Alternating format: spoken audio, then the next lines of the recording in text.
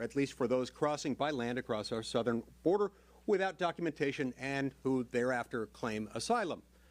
So let's suppose that that's what it means. If that's what it means, he's already got that power and he doesn't have to wait until it gets to $5,000 a day. Why?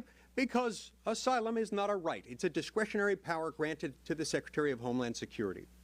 He does not have to admit one person, let alone 5,000 or 5 million, under that provision if we don't have adequate bed space to detain them as we're supposed to do until such time as their asylum claim has been duly adjudicated. Instead, these guys are given the ability to leave, go into the interior of the country with a plane ticket.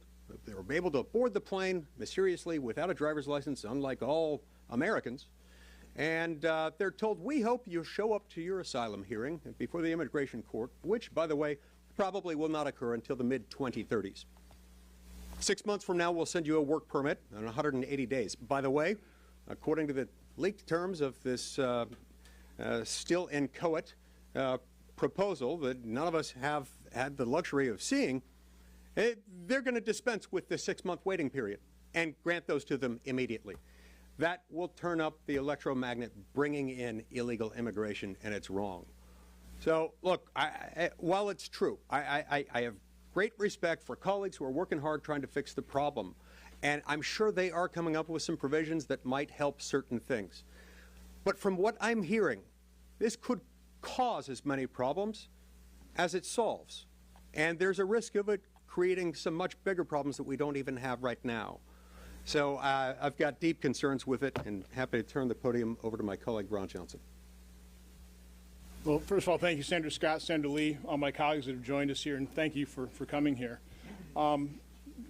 As this is being described to us, and again, we've not seen a text, you'll hear that as a pretty common theme here, but our staffs have been briefed by leadership staff. The phrase that keeps going through my mind is Rube Goldberg. This doesn't have to be complex. This should actually be pretty simple.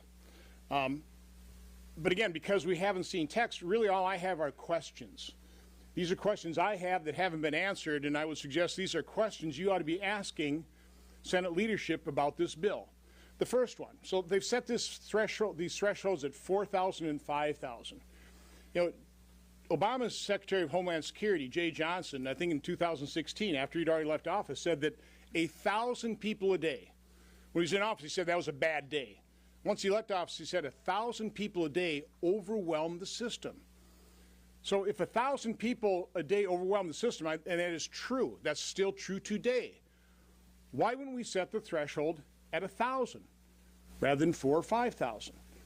You know, if you're going to pass something like this, and by the way, in our conference meeting, when Senator Lankford, who again I think is the perfect guy to do the negotiation, he's knowledgeable about this, he gets along well with Democrats. The problem is our Leader McConnell, is really the stage manager of this negotiation, and as Senator Scott talked about, without consulting the conference, he took away most of our leverage by saying that we would not even ask to tie Ukraine funding to actually securing the border. But anyway, when Senator Lankford was asked, what is the goal of this? The answer wasn't to secure the border, it was to give the next president the tools he would need or she would need to secure the border. Well, that wasn't our expectation. I'm sure that's not the public's expectation. That's important because part of my problem with the 4,000 threshold that's discretionary, and then the 5,000 that's mandatory shutting down the border. And my first question on that is, well, how are you going to do that? Do you have the personnel to actually shut down the border and do what you contemplate? Okay, that hasn't been answered. But the 4,000 discretionary level, is that going to hinder the next president? Will the left, who wants an open border that caused this problem, will they take the next president to court if he wants to shut down the border at 1,000? That question hasn't been answered. The other questions, we get indications. The negotiator said, this is going to cost a lot of money.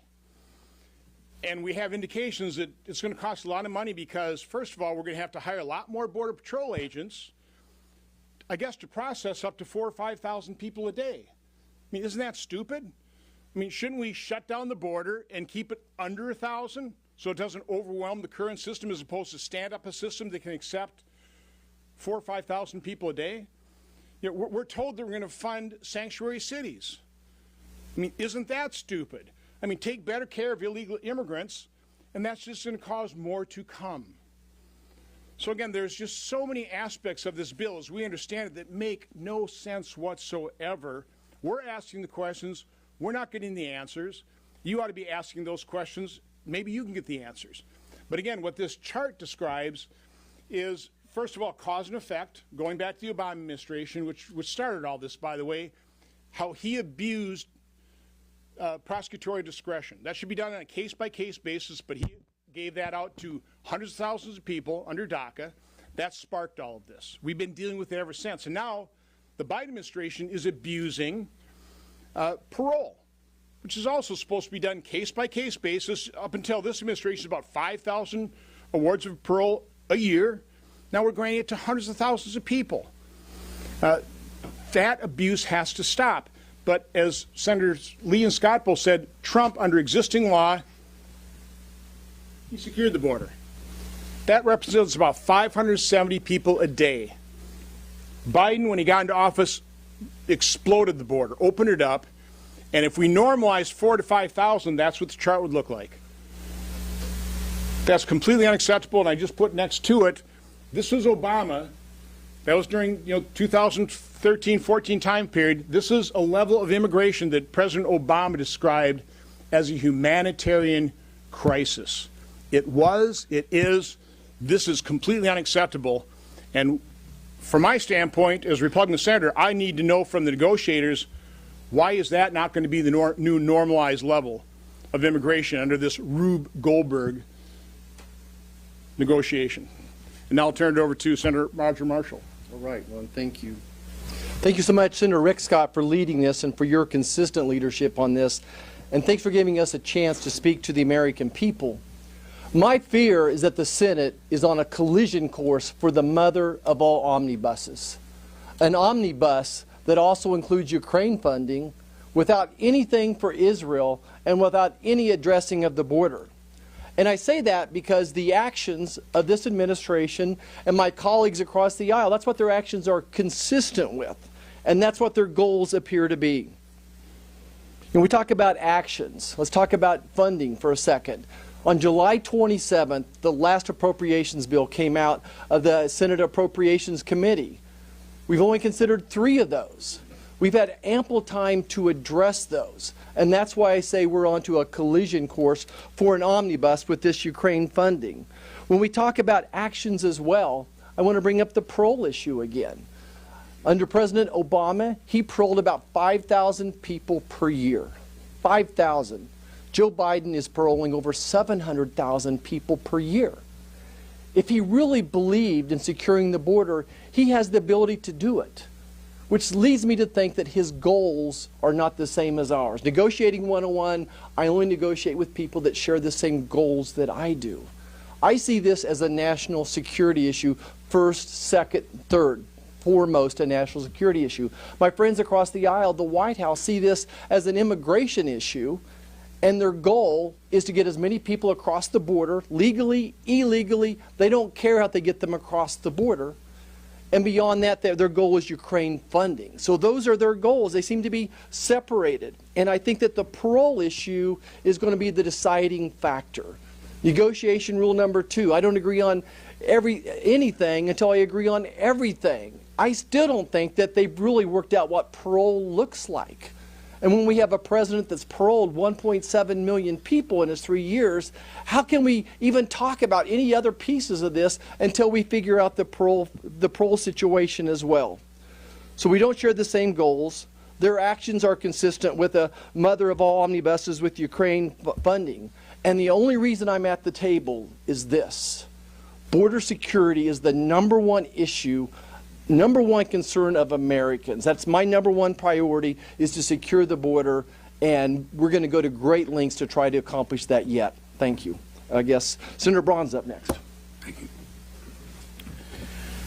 So to put this in perspective in terms of how long we've been wrestling with this, I think it was, 3-4 months ago, it was the first time in over 5 years that I saw 41 Republican senators come together to thwart what looked like it was going to be the same old thing, something settled behind closed doors. And the worst possible thing we could do is, now that there's urgency, especially on the supplementals, is that we do something that doesn't make sense. I don't know what happened before, but we generally never take part in anything. And those mothers of omnibus bills, the last one was dumped into our lap over a year ago, or around then, 4,100 pages, 1:40 in the morning, had 2 days to look through it. We got to have time to sort through all this too. So first time we've muscled enough effort, we got to be careful that we don't lose the opportunity to get it right. I can tell you, back in a place like Indiana, it has risen to as big an issue that I've ever been a part of. Generally, the economy is, that's so messed up too. This actually eclipses that. And the parole thing, which I was going to mention, you got to keep that in mind, because that's a tool, that's an example of how, if you let them have any latitude, they are enterprisers. They want open borders, and they'll still find ways to get it done. And then last but not least, nobody seems to give a darn about this here, every penny we're going to be spending, we're going to be borrowing from our kids and grandkids. And if you remember, there was a bill sent over from the House on Israeli aid for small figures in this day and age of around $14 billion, didn't take it up because it had a pay for. That's how pitiful this place is. Eric Schmitt. Thank you. The truth of the matter is, Joe Biden has every tool at his disposal right now to close the border. He just doesn't want to. The Democrat Party at this point is unapologetically open borders. The Oval Office is filled with a bunch of gender study grads from Ivy League schools who write white papers on this stuff, and now they have more power than they ever thought they could have to have an open border. They view themselves as global citizens willing to open the door. And the law doesn't matter. And I speak with some experience on this. On day one, Joe Biden, when he came into office, undid two very successful things that President Trump had. Title 42, he tried to do right away, and remain in Mexico. When I was Attorney General of Missouri, we filed a lawsuit, held that up. We had to keep going back to court after the Supreme Court said you can't get rid of this, to force them to actually follow the law. And that worked for a little while until it went away. This is a lawless administration that doesn't care at all about border security. It's not in their DNA. And so some language change now isn't going to create some come to Jesus moment for Joe Biden. This is who he is. This is what this administration is all about. Another example is a border law that Congress appropriated money for, millions and millions and millions of dollars. They were paying $140,000 a day for contractors not to construct it. And then, in a ridiculous auction, in one example, $4.4 million worth of materials were auctioned off for just over $100,000. These folks, they're not interested in this. And so to go through this exercise just to unlock Ukraine aid seems ridiculous. And that's really what this is about. People know it. It's unspoken a little bit in this place. But let's have an honest discussion about that. If that's your issue, bring it up. We've tried to separate Israeli funding, or Israel funding. We can't get votes on that because ultimately Chuck Schumer wants to control this process. And I've been here for 13 months. We have debated appropriations bills for 8 hours. Not interested in that either. Because what Chuck Schumer is interested in is hiding this all in a back room and unveiling it and say, vote on this tomorrow. We've been told we can't see the text of this because it's so complicated, because if you change one word here, it affects everything else. Yet we're going to be given a day or 2 days or, God forbid, 3 weeks? This is nuts. Chuck Schumer is willing to throw the most deliberative body in the history of the world onto the ash heap of history because of obsession with this issue, and they're not serious about securing the border. As I said, Joe Biden could do it today. He just doesn't want to. The Biden border crisis is an absolute humanitarian disaster, and Democrats don't care. Last year, 853 migrants died crossing illegally into this country. Alejandro Mayorkas didn't even know how many had died because he didn't care. When I brought 19 senators down to the border, we saw a man who had drowned floating in the Rio Grande. Democrats don't care. Last year, thousands upon thousands of children were brutalized and sexually assaulted by human traffickers, and Democrats don't care.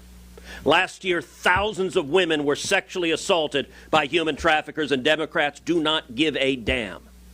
Last year, more than 100,000 Americans died of drug overdoses from Chinese fentanyl flooding across the southern border, and Democrats do not give a damn. Now, you may say, oh, come on, that's harsh. They care. They care. Somewhere in their hearts, they care about all the people suffering and dying. Baloney. Because if they cared, they would stop it. If you cared about the children being raped at the border, you would say no more. When Joe Biden came in, we had the lowest rate of illegal immigration in 45 years. He inherited success, and he deliberately broke it. Democrats want these open borders. And this bill, this mysterious bill, that is buried down in the basement of Chuck Schumer's office. All of you have a living as reporters. Ask yourself, why have you not read the text of the bill? There's a reason.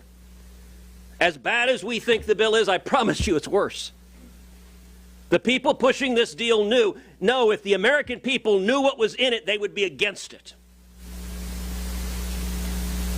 This supplemental bill is a kamikaze plane in a box canyon with no exit, headed for a train wreck. If you look at this bill, the bill is not designed to fix this problem. By the way, the single greatest national security threat to America, this right here.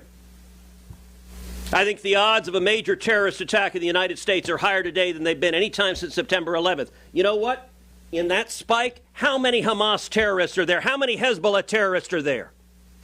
And what are we going to say when they carry out an attack here like October 7th in Israel?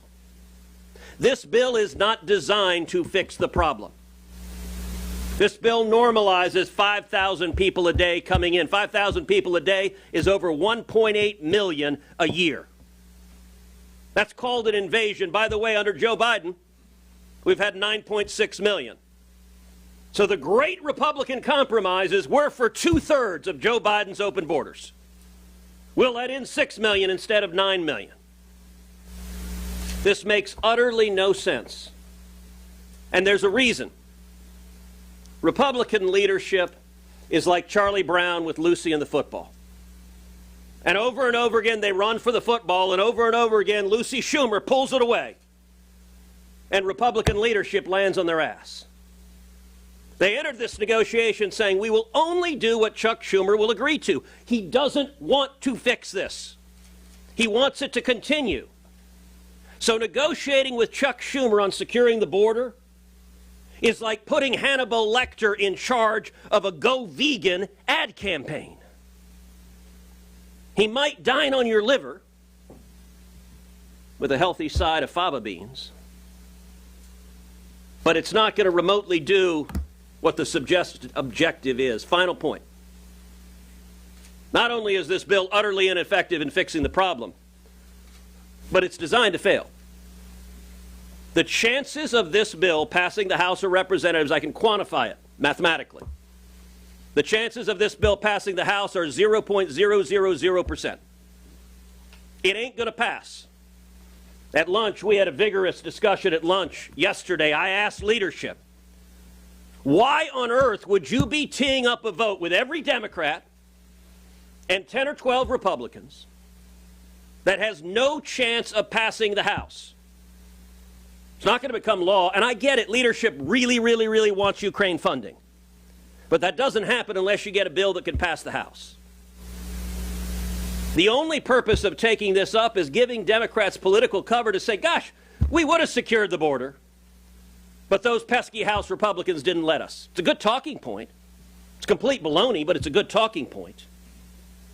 This bill represents Senate Republican leadership waging war on House Republican leadership. It's not designed to secure the border, and it won't secure the border. And that's why leadership wants it kept in secret. They don't want anyone to see the text of it. Republicans in the Senate ought to have the sense and sanity to say, secure the border, or else we're not going to go along with providing fig leaves to cover up the deliberate failure of Joe Biden and the Democrats. They have caused this crisis. We can answer anybody's questions. Yes. I have one for Senator Cruz, actually, about Texas. The Department of Homeland Security this week sent another letter again demanding access to Shelby Park. Texas is not evacuating, as you know, instead deploying even more razor wire. Do you think this will ultimately lead to a showdown between the Federal Border Patrol agents and the National Guard in Texas? Listen, I'm proud of the great state of Texas. I'm proud of our governor. I'm proud of our state legislature because they're stepping up and defending our state from invasion. Listen, the mayor of a bunch of blue cities, the governors of a bunch of blue states have declared illegal immigration emergencies in their states. That's true in New York, that's true in Boston, that's true in Massachusetts, that's true in Chicago, that's true in L.A. Eric Adams, the liberal Democrat in New York, has said illegal immigration is destroying New York City. That's 110,000 people are destroying New York City. I agree with him. But if 110,000 people are destroying New York City, what the hell do you think 9.6 million people are doing to Texas and the other states on the southern border? And so Texas is stepping up to defend our state. I'm glad we are. But the reason Texas is doing so is because Joe Biden and Chuck Schumer and the Democrats affirmatively want this invasion. By the way, you want to know why negotiating with these guys, why they're doing it in such bad faith? They are today, as you pointed out. Joe Biden is litigating against the state of Texas to try to stop Texas from securing the border. Joseph Robinette Biden Jr. is the greatest friend the Mexican drug cartels have ever had. He is the greatest financial benefactor the Mexican drug cartels have ever had. He is the single largest human trafficker in history. Now, that may sound like hyperbole, but those 9.6 million people, when they come over and turn themselves in, they tell the Border Patrol agents, I want to go to the following city, and they pick a city. And Joe Biden puts them on planes and puts them on buses and sends them to every city in America, and Joe Biden is the last mile of the human trafficking network. So, yes, Biden is fighting ferociously to stop Texas from defending ourselves. He is wrong. But it shows that Biden wants this, and the only thing Biden wants next is to make Ron Johnson have to buy a bigger poster board because the chart goes higher. That's all he's looking for. Can you explain, when you say Democrats want this, Biden wants this, they're doing this intentionally, can you say more about that? Because I'm sure you're familiar with, the Great Replacement theory and how that's been used to justify mass shootings in Buffalo and El Paso, and I would think you're trying to differentiate your position from that, but if you could... Well, just look at the facts. 70,000 people died of fentanyl. They don't care. So they must be okay with it. They don't care about the human trafficking. They don't care about the terrorists. We had, 260-some terrorists last year that were caught. We actually don't even know where they are. We did a classified briefing the other day. They couldn't tell us where these terrorists are. We got more crime coming across all the time. So if you know these things are happening and you're not willing to stop it, then you must be wanting it. I don't know why. They want all these people to come here, and there's wonderful people that want to come here legally. Can you characterize for a minute, there was some criticism, pretty strong criticism against the Republican leadership. I understand concern about Ukraine from this perspective, but the idea that Senator Langford is going to take it here. Senator Tilla said earlier this morning, he said, do you think that Senator James Langford from Oklahoma is going to sell Republicans down the river on an issue like this when a rock river? Ruby red state like that. I mean, what do you say about that? Is Senator Langford not? I think Senator Langford is doing the best he can, but he was told by McConnell that you cannot put anything in there that says that we will not provide Ukraine aid if the border doesn't get secure. Now, we've talked about it.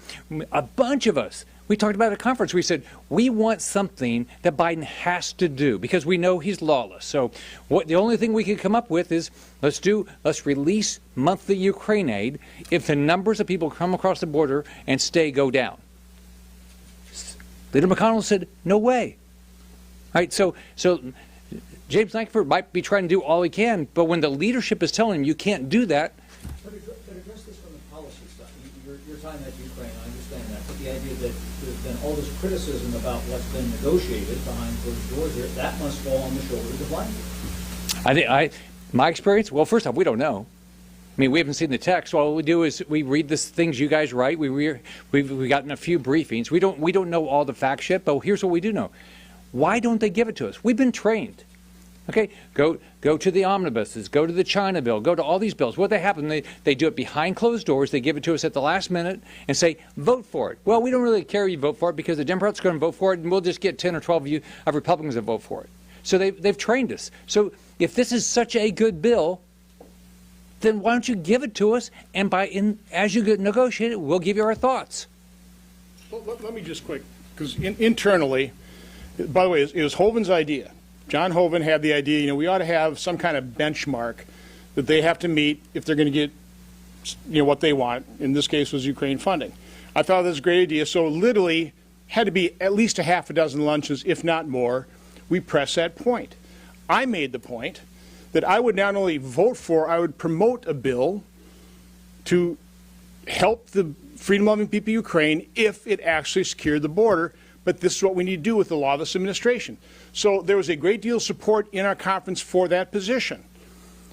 But without consulting the conference at all, apparently Leader McConnell told Senator Langford, who's trying to do a good job, that that's not even on the table.